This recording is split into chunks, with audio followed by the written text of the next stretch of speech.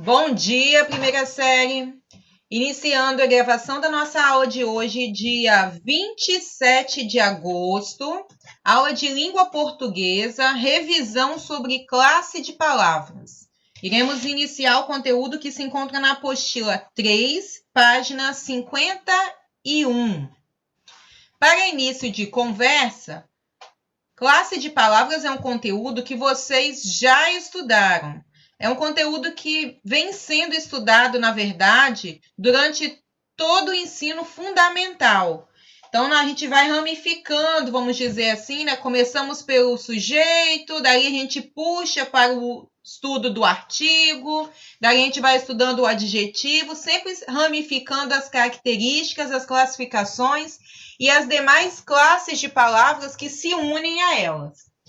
Então, quando a gente fala de classe de palavras no ensino médio, não é nada novo. Por isso que eu disse que é uma revisão.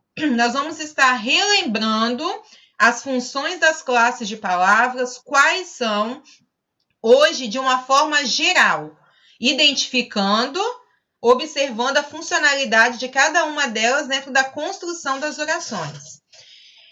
Mais à frente, se vocês observarem a apostila 3, a gente vai analisar de forma bem detalhada e minuciosa o estudo de algumas classes gramaticais individuais.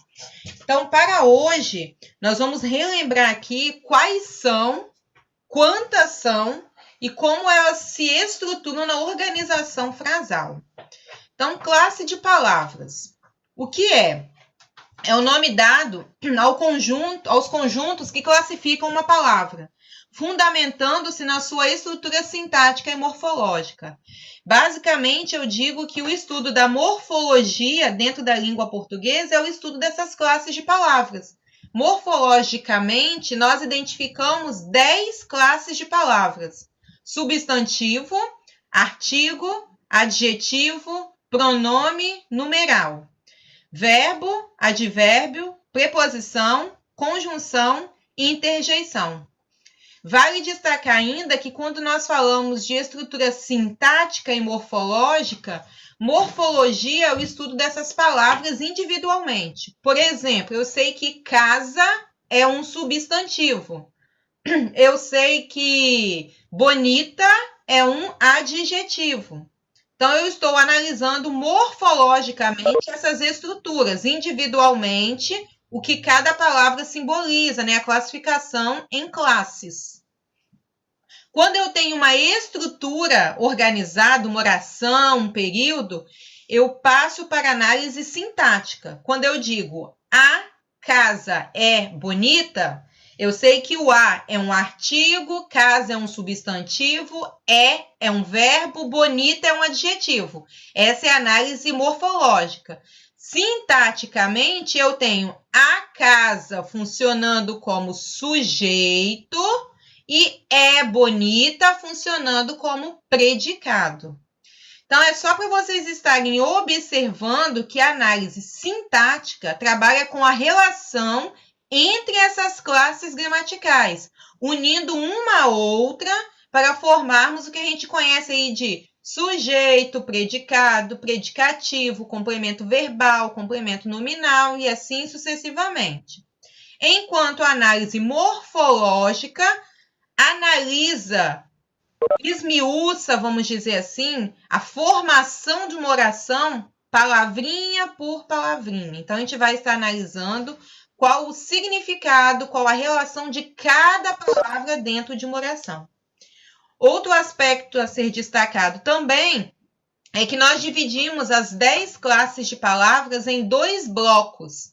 O primeiro são as palavras que se ligam ao nome, ou seja, o substantivo é a nossa classe principal. E as outras 4 estão sempre ligadas ao substantivo. Então, eu tenho o substantivo, que é a classe de palavras que dá nome às coisas, não é assim? Dá nome aos lugares, dá nome às pessoas, ao sentimento, às ações, aos objetos. Ligado ao substantivo, eu tenho o artigo, que nomeia um substantivo.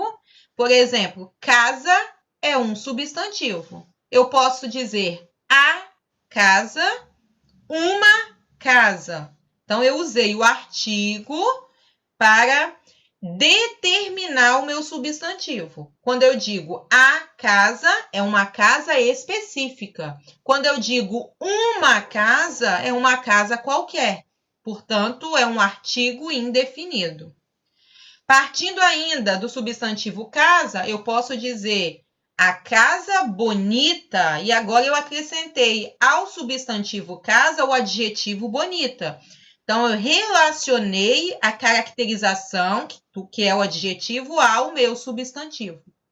Como eu poderia também usar um pronome. Qual é a função do pronome? Substituir um nome, relacionar-se a um nome. A casa é azul.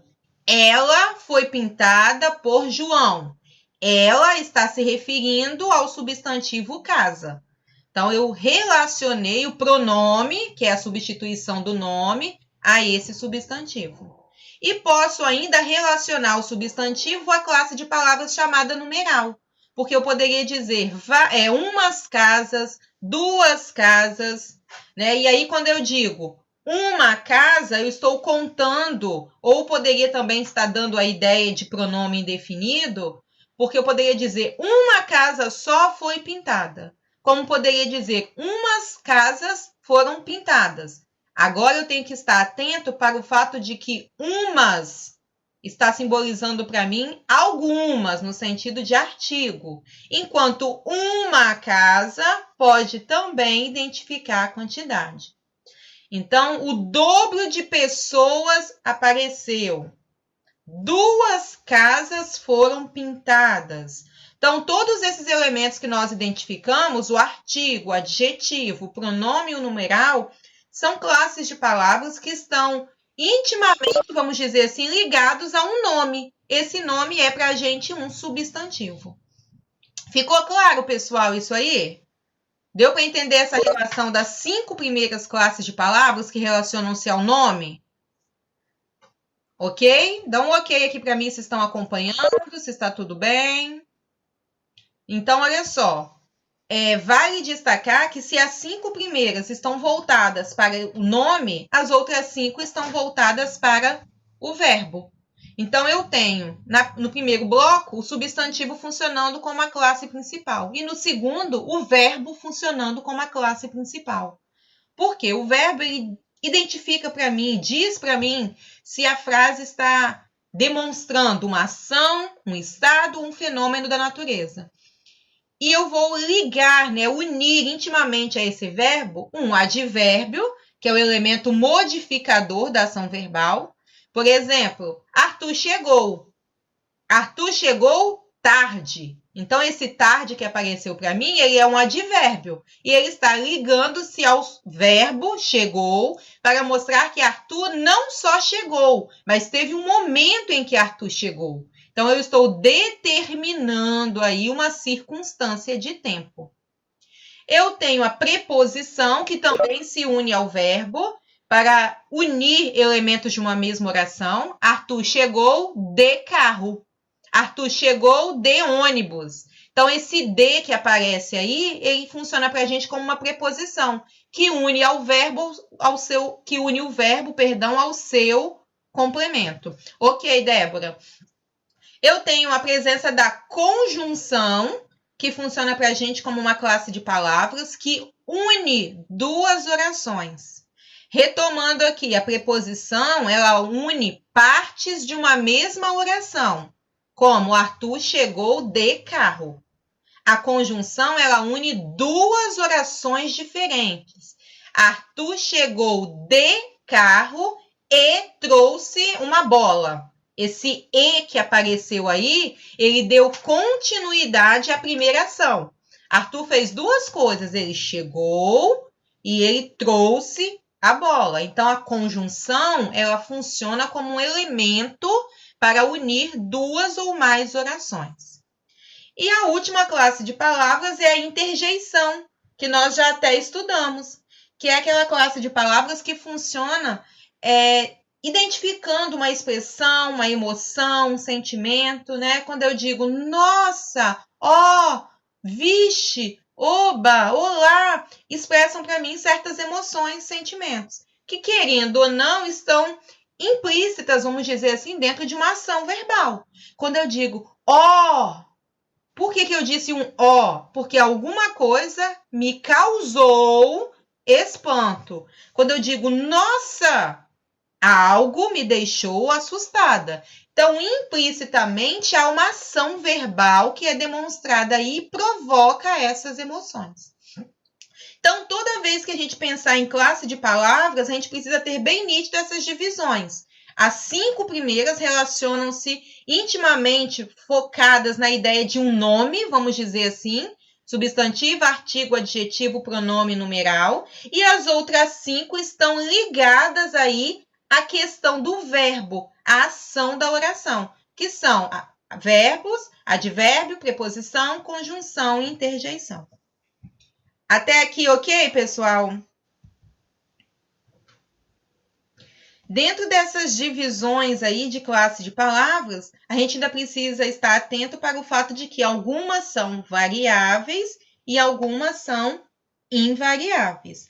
Quando elas são variáveis, elas sofrem alteração, mudança aí na relação de gênero e na relação de número e grau.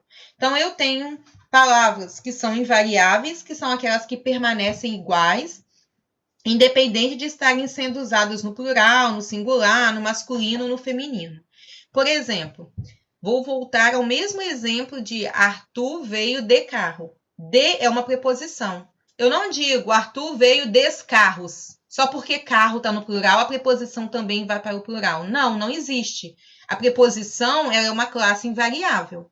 Arthur veio com a mãe. Arthur veio com os pais. Não existe, não é porque pais está no plural que o com também vai para o plural.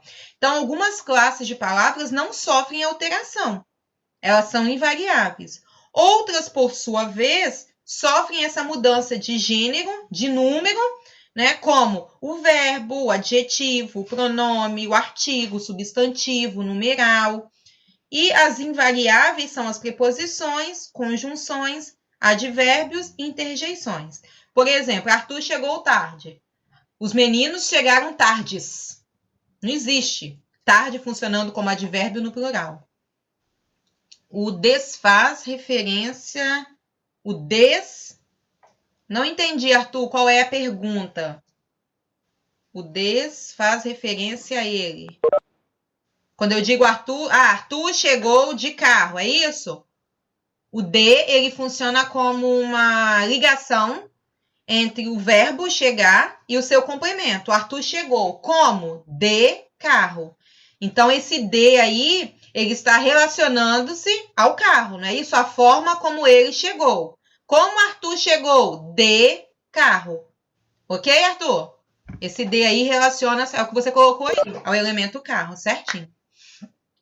Pessoal, ok, então, com relação às classes de palavras? Para ficar mais claro para a gente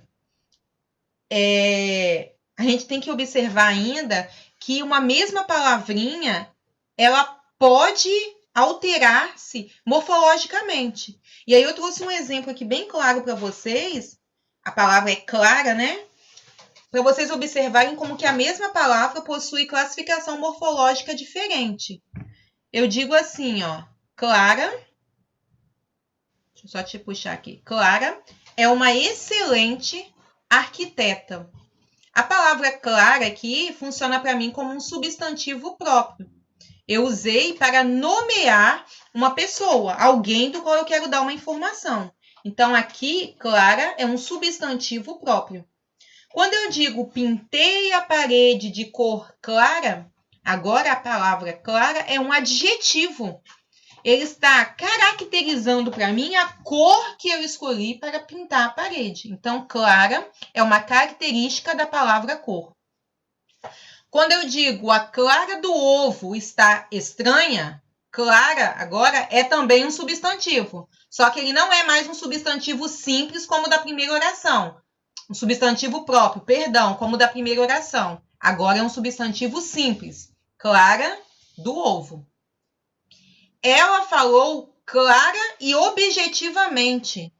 Agora eu estou dizendo o modo como a pessoa falou. Portanto, esse clara aqui funciona como advérbio. Então, observem que a mesma palavra depende do enunciado, depende do contexto para que ela possa ser classificada morfologicamente. A palavra é a mesma, mas na primeira oração ela é um substantivo próprio, na segunda um adjetivo, na terceira um substantivo simples e na última funciona como um advérbio. Ou seja, as classes de palavras, a classificação morfológica, ela depende também do contexto de construção da oração, do contexto que eu quero demonstrar, que eu quero representar ali. Certo? Até aqui, alguma pergunta?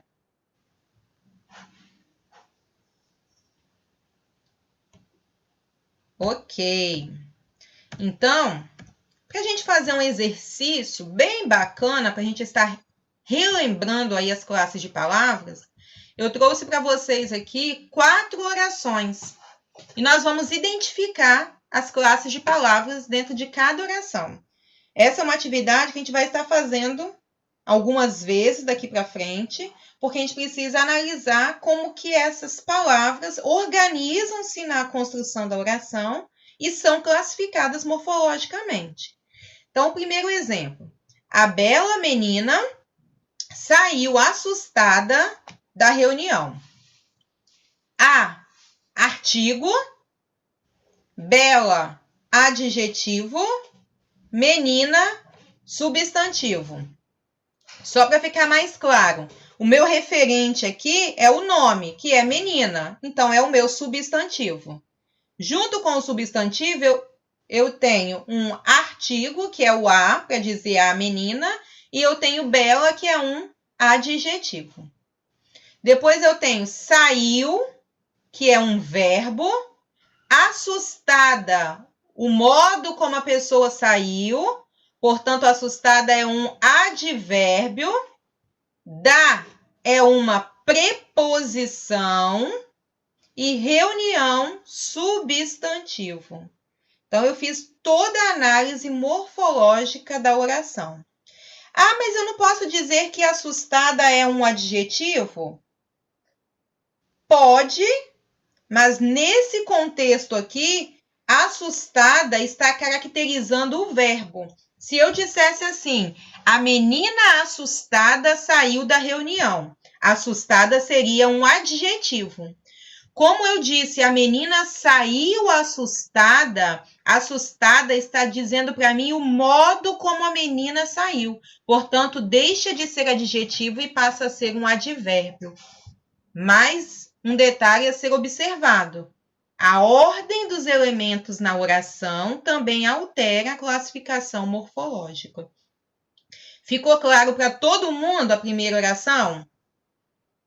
Conseguiram entender essa questão do assustada aí? Se estivesse antes do verbo, nós teríamos uma espécie de adjetivo. Como aparece depois, eu tenho um advérbio. Ok? Desafio, então. Alguém poderia abrir o microfone e fazer a análise morfológica da segunda oração para a gente? Identificando aí verbo, advérbio, substantivo, artigo. Quem poderia? Igual eu fiz aqui em cima, fazer a análise da segunda oração. Ninguém compareceu à reunião na casa de Ângela. E aí? Cadê Arthur, Nicolas, Gustavo, Carol, Thaís? Vai lá, Arthur, então. Ninguém. Você classifica como o quê?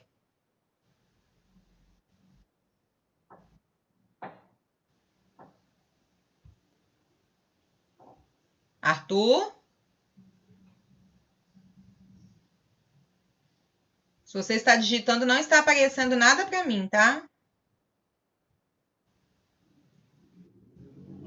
Pessoal, vocês estão conseguindo me ouvir bem?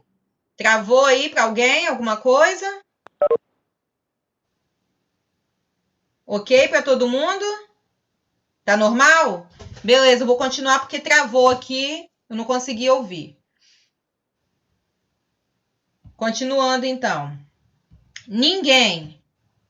pronome, compareceu, verbo. Então, já identifiquei aqui o primeiro elemento que se liga a um nome. Ninguém, que é um pronome. Pronome substitui um nome. Então, nesse caso aqui, ninguém faz referência a uma pessoa que não sabemos quem é. Eu percebi, Nicolas, tá tranquilo. Deixa ele entrar novamente, ele tá entrando aí, ó. Então, ninguém, pronome, compareceu, verbo. Junto ao verbo, eu tenho uma preposição, que é o nosso a. Reunião, substantivo, na preposição, em mais a. Casa, substantivo, de preposição, Ângela, substantivo próprio. Então, repetindo aqui, pronome, verbo, preposição, substantivo, reunião, na preposição, casa, substantivo, de preposição de novo e Ângela, substantivo próprio. Ok, Arthur? Não estava aparecendo nada, tinha travado, por isso que fiquei perguntando, aí acabou que você saiu, né? Mas vamos lá. Pessoal, estão acompanhando aí? Agora está ok para todo mundo? Beleza. O a é uma preposição. Comparece a alguma coisa, a algum lugar. Certo, Guilherme? Preposição. Vamos lá. Ontem, Joana acordou atrasada, por isso perdeu a entrevista. Ontem, advérbio. Identifica para mim o tempo. Então, Joana não só acordou, mas o tempo que Joana acordou. Então, ontem é um advérbio. Joana, substantivo próprio. Acordou, verbo. Como Joana acordou? O modo, atrasada. Então, atrasada aqui indica para mim também um advérbio. Ontem é um advérbio de tempo. Atrasada, advérbio de modo. Por isso, é uma conjunção conclusiva. Então, eu estou concluindo a ideia. Como Joana estava atrasada, por isso, perdeu a entrevista. Perdeu, verbo, a, artigo, entrevista, substantivo simples. Então, observem que, nesse caso, eu tenho duas orações.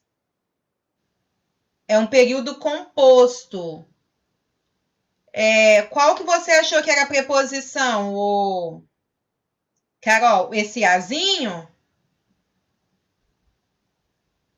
Aqui em cima, você tem um a de preposição, porque você tem o a com crase, entendeu? Aqui embaixo, você só tem o a acompanhando o substantivo entrevista.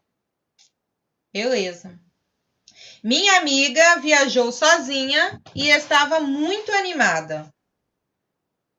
Então, eu tenho amiga, substantivo, minha, pronome possessivo, né? Indicando posse, não é uma amiga qualquer, é a minha amiga. Então, pronome possessivo.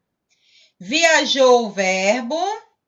Sozinha é o advérbio.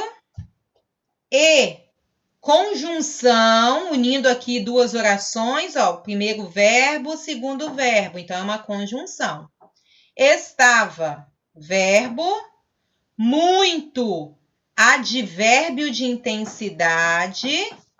E agora, animada funciona para mim como adjetivo. Está adjetivando como a amiga estava. Né? Aqui você tem o sozinha modificando o fato dela estar viajando. Então, aqui você tem um advérbio. Aqui você tem um adjetivo. Pessoal, vocês estão conseguindo entender? Essa atividade é uma atividade simples, mas a gente precisa estar fazendo, estar treinando para vocês não terem dúvidas. Então, a gente precisa observar toda uma construção sintática e, a partir dessa construção, identificar todos os elementos que aparecem ali. Então, Carol, por isso que eu trouxe aqui 4 frases para a gente estar começando, porque vocês precisam estar atentos para isso aí. Quando você classifica errado, você acaba fazendo análise automaticamente. Se depois você tivesse uma análise sintática, você também iria classificar errado. Então, a análise morfológica, ela é interessante e importantíssima, porque é ela que vai direcionar para a análise sintática. Tem que treinar. É um exercício que parece bobo, por isso que eu estou falando com vocês. Parece bobo, né? Você ficar identificando sujeito, substantivo, artigo, mas precisa estar atentos. Como esses exemplos que eu trouxe aqui atrás para vocês, olha, a palavra é a mesma. Então, precisa estar atento porque se modifica. A classificação ela é diferente de acordo com o uso da palavra, como acontece aqui. Eu disse para vocês que assustada é uma palavra que poderia funcionar tanto como adjetivo quanto como advérbio. Depende de quê? Da ordem da oração, da forma como a palavra foi colocada na oração. Então, tem que treinar e tem que estar atentos. Então, é um exercício que eu sugiro que vocês façam mais vezes, tá? Que vocês tenham essa ideia de, quando ler uma oração, analisar todos os elementos que estão formando ali, todas as palavrinhas que formam uma oração. Alguma perguntinha até aqui? Alguma dúvida?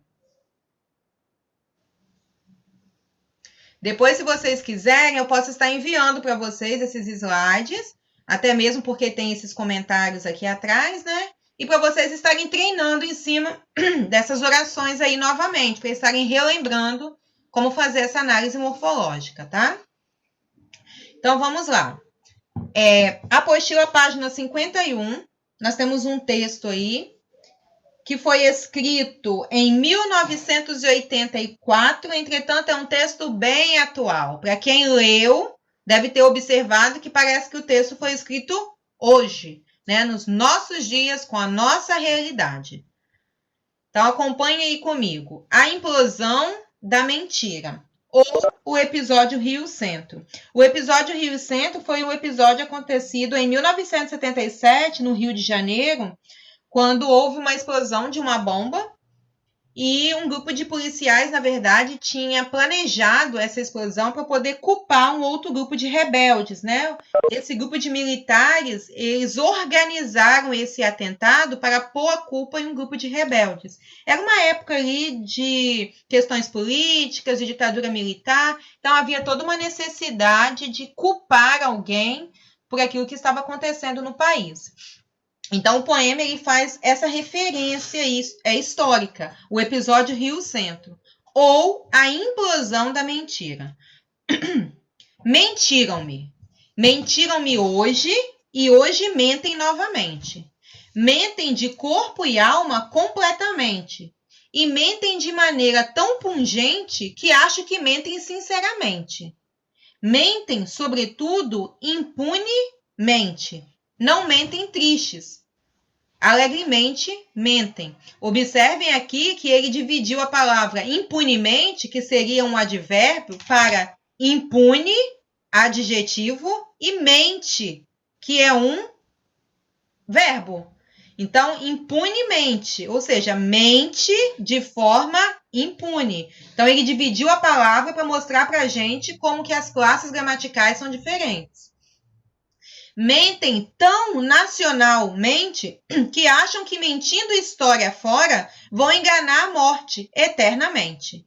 Mentem e calam, mas suas frases falam e desfilam de tal modo nuas que mesmo um cego pode ver a verdade em trapos pelas ruas. Sei que a verdade é difícil e para alguns é cara e escura, mas não se chega à verdade pela mentira e nem à democracia pela ditadura. Evidentemente, a crer nos que me mentem, uma flor nasceu em Hiroshima e em Auschwitz. Havia um circo permanente. Aqui ele faz referência à bomba, né, atômica que caiu em Hiroshima em 1945 e a Auschwitz, que foi o maior campo de concentração na época da Segunda Guerra. Aí. Mentem e mentem caricaturalmente. Mentem como a careca mente ao pente. Mentem como a dentadura mente ao dente. Mentem como a carroça à besta em frente. Mentem como a doença ao doente. Mentem claramente, como o espelho transparente. Mentem deslavadamente como nenhuma lavadeira mente, ao ver a nódoa sobre o linho. Mentem com a cara limpa e nas mãos o sangue quente. Mentem ardentemente, como um doente em seus instantes de febre. Mentem fabulosamente, como o caçador que quer passar gato por lebre. E nessa trilha de mentiras, a caça é que caça o caçador, com a armadilha. E assim cada qual mente. Industrial? Mente. Mente partidária? Mente. Mente em civil? Mente. Mente tropical? Mente. Mente incontinente? Mente. Mente hereditária? Mente. Mente, mente, mente. E de tanto mentir tão bravamente, constrói um país de mentira diariamente. E aí, qual a impressão que vocês tiveram com a leitura do poema? Acho que o tempo todo a ideia da mentira é tão deslavada, e isso independente, que o poema mente, Arthur. Pelo contrário, o poema fala a verdade. O poema não mente. A única coisa que não mente aqui é o poema, porque tudo ao redor mente. Isso independente de momento político, de partido político, a ideia da mentira que permeia na sociedade, é isso que ele vai discutir, ela é latente. Né? Se mente de um lado ou outro para se dar bem, para se esconder alguma coisa. Né? Ele diz que se mentiu dizendo que a bomba em Hiroshima era necessária. Mentiu-se dizendo que o campo em Auschwitz era algo bom, né? Havia aí um circo permanente. E o poema todo é isso aí, Carol. Há toda uma ideia de rimar, talvez uma sonoridade, não sei se vocês conseguiram perceber, para a ideia de que mente, mente, mente, eu estou afirmando o ato de mentir, mas ao mesmo tempo eu estou chamando a atenção para a mente, cabeça. Mente, mente, mente, ou seja, isso, a pessoa que mente, mas ao mesmo tempo coloque a sua mente, a sua cabeça, os seus pensamentos para funcionar. Porque a mentira é tamanha que isso aí não deixa a verdade entrar na mente. Muito bem, Nicolas. A mentira é tamanha que não deixa a verdade entrar, né? Não, as coisas não entram na mente da gente. E é interessante que o som que ele vai criando, o eco que ele vai criando com mente, mente, mente, é como se você tivesse alguma coisa dentro da sua consciência, né? Abra a mente, fique atento, abra a mente. Ao mesmo tempo que ele está apontando o fato de que a mentira corrói a sociedade, corrói o ser humano, corrompe a sociedade, né, e corrompe o ser humano. Por isso que eu disse para vocês que é um poema bem atual, parece que foi escrito hoje, né? Na realidade que nós estamos vivendo atualmente. Ok?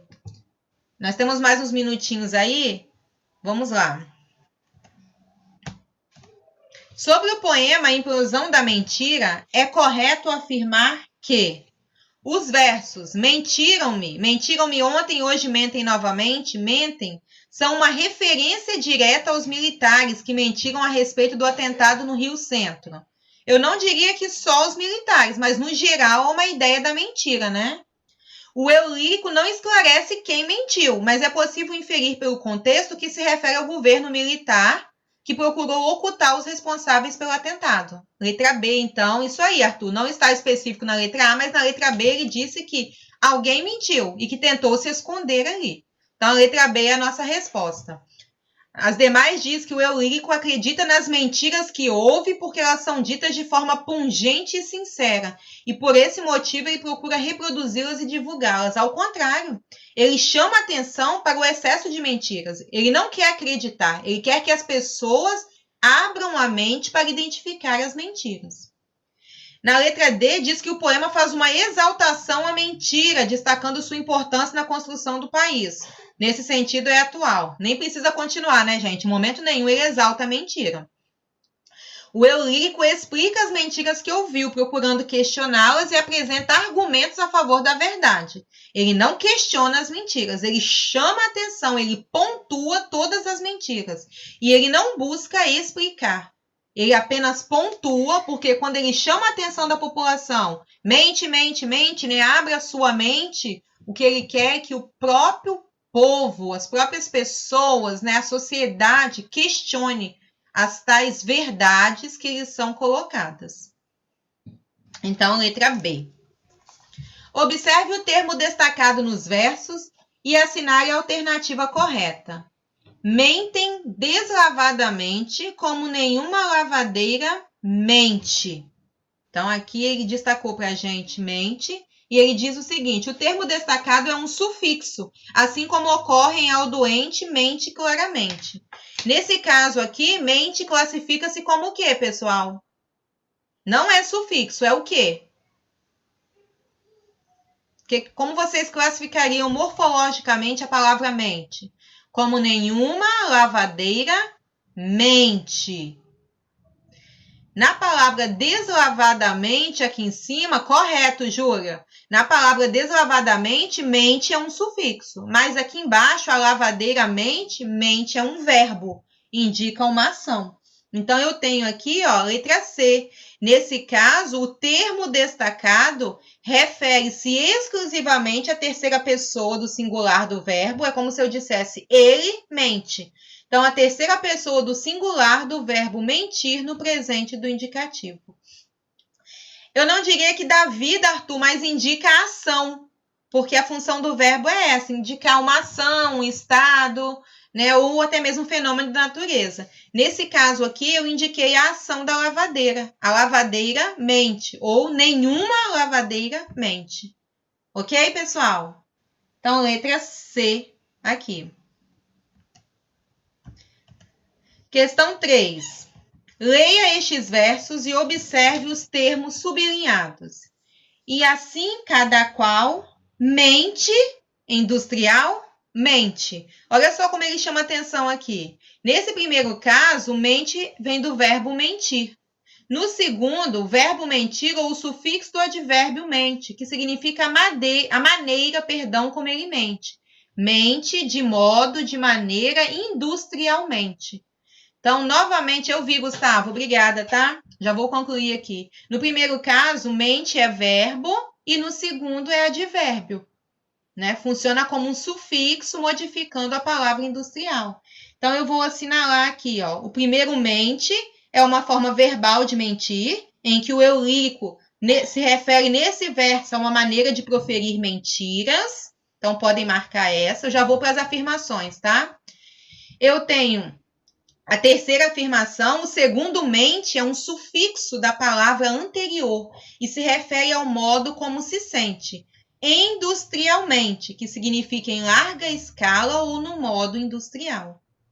E o último mente, quando ele diz que a última afirmação, né, que o segundo mente pode ser entendido como uma forma verbal de mentir, que responde à pergunta do início do verbo. Mente industrial? Sim, ele mente. Estão vendo como que a própria palavra mente pode também ser usada, nesse caso, como uma resposta? Ele mente industrial? Mente. Também pode ser observado isso aí, Arthur. Por isso tem que estar atento. Faz sentido porque além dele funcionar como um complemento da palavra industrial, né, o modo industrialmente, né, industrialmente, mente também funciona aqui para a gente como uma resposta. Ele mente? Mente. Então, você pode assinalar a primeira afirmação, a segunda, a terceira e a quarta. Pessoal, a questão 4 eu vou deixar para fazer na próxima aula, tá bom? Um momentinho que eu já vou conversar com vocês, vou estar encerrando a aula